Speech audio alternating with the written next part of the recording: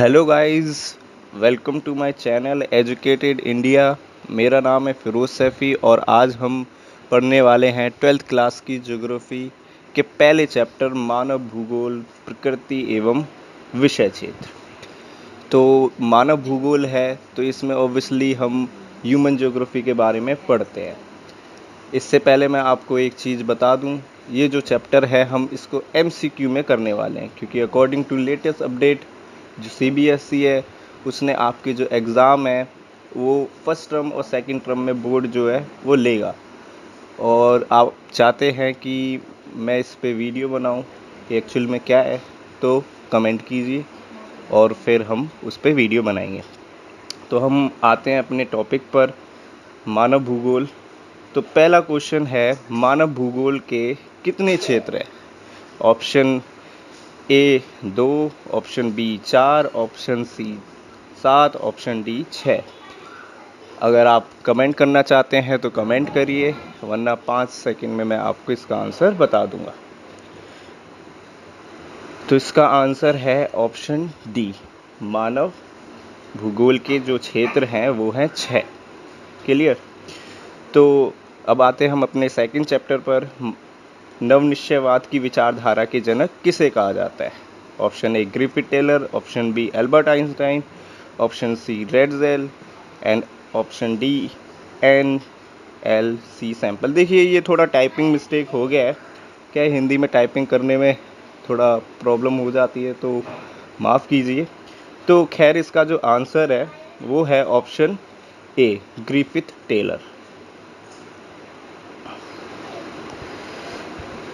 अगला क्वेश्चन, मानव भूगोल मानव समाज और धरातल के बीच संबंधों का संश्लेषित अध्ययन है। ये देखिए ये एक स्टेटमेंट है और ये डेफिनेशन है, ठीक है। मानव भूगोल की परिभाषा किस भूगोलवेत्ता द्वारा दी गई है? तो option A LNC Semple, option B Huntington, option C Griffith Taylor और ऑप्शन डी रेडजेल। तो बच्चों इसका आंसर है ऑप्शन डी, ठीक है। चलिए नेक्स्ट क्वेश्चन पे आते हैं। क्वेश्चन को समझना है, फिर उसके बाद आपको उसका आंसर देना है। तो क्वेश्चन समझिए, मनुष्य ने रहने के लिए घर बनाया, नदी पार करने के लिए पुल बनाया। इन प्रयासों को हम मानव भूगोल की किस विचारधारा के अंतर्गत रख सकते हैं? ऑप्शन ए प्राकृतिकवाद, ऑप्शन बी नवनिश्चयवाद, ऑप्शन सी संभववाद या ऑप्शन डी अमूलवादी। तो देखिए बच्चों इसका आंसर है संभववाद। जैसा कि नाम से ही पता चल रहा है, संभववाद मीन्स पॉसिबिलिटी, ठीक है। चलिए नेक्स्ट क्वेश्चन पे आते हैं। इसको भी आपको बहुत अच्छे से सुनना है और समझना है। तो प्राकृतिक पर्यावरण से अन्योन्य क्रिया की आरंभिक अवस्था में मानव प्राकृतिक पर्यावरण से अत्यधिक प्रभावित हुआ।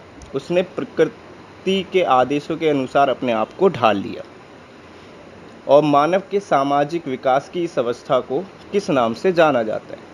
तो देखिए यहाँ पर जो है वो जो ह्यूमन्स है मीन्स इंसान है, वहाँ यहाँ पर प्रकृति जो है, नेचर जो है वो बहुत ज़्यादा डोमिनेटिंग है, ठीक है। तो वही बात की गई है। अब आपको बताना है कि इसमें से इसका आंसर कौन सा है।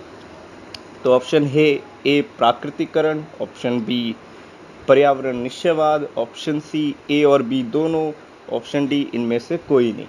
तो देखिए बच्चों इसका आंसर है सी, ए और बी दोनों। यानी कि इस विचारधारा को प्रकृतिकरण भी कहा जाता है, इसको पर्यावरण निश्चयवाद भी कहा जाता है, इसको निश्चयवाद भी कहा जाता है और इसको प्राकृतिकवाद भी कहा जाता है। समझ में आया? चलिए खैर अगले क्वेश्चन पे आते हैं। क्वेश्चन नंबर 6, इनमें से कौन सा राजनीतिक भूगोल का क्षेत्र नहीं है? देखिए जब आप बुक पढ़ी तो उसमें आपको हर जो मानव भूगोल से रिलेटेड जो भी क्षेत्र है उनके भी उप क्षेत्र हैं, ठीक है।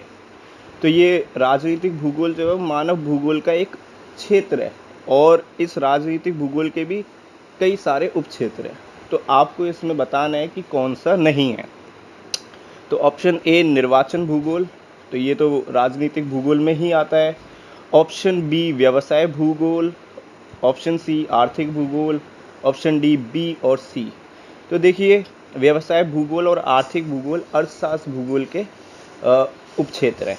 तो हमारा आंसर हो जाता है डी, बी और सी। चलिए नेक्स्ट क्वेश्चन पे।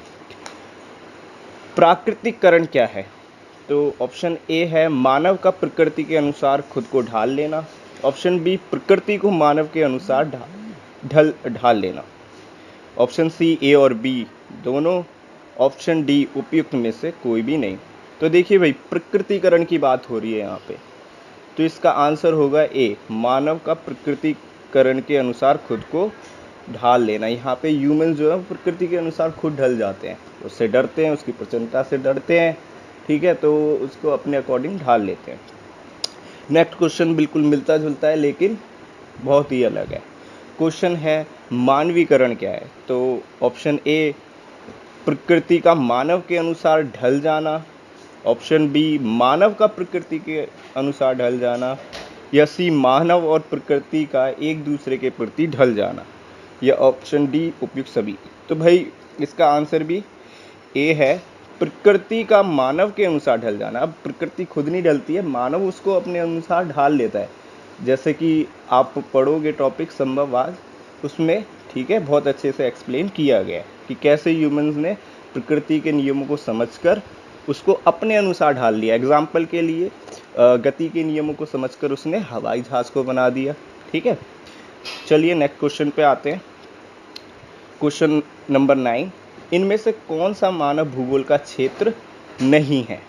तो जैसा कि मैंने पहले बताया था कि मानव भूगोल के भी कई सारे क्षेत्र हैं, तो इसमें से कौन सा मानव भूगोल का क्षेत्र नहीं है वो आपको बताना है, कमेंट करना, ठीक है। तो ऑप्शन ए राजनीतिक भूगोल, ये मानव भूगोल का क्षेत्र है। ऑप्शन बी आर्थिक भूगोल, ये भी मानव भूगोल का क्षेत्र है।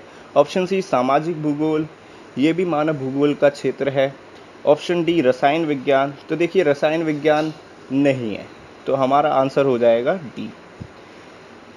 लास्ट क्वेश्चन आज के लिए, रुको और जाओ विचारधारा किस विचारधारा से संबंधित है? तो देखिए इसमें 4 ऑप्शन है। पहला है नवनिश्चयवाद, सेकंड निश्चयवाद, फिर प्रकृतिवाद, फिर संभववाद।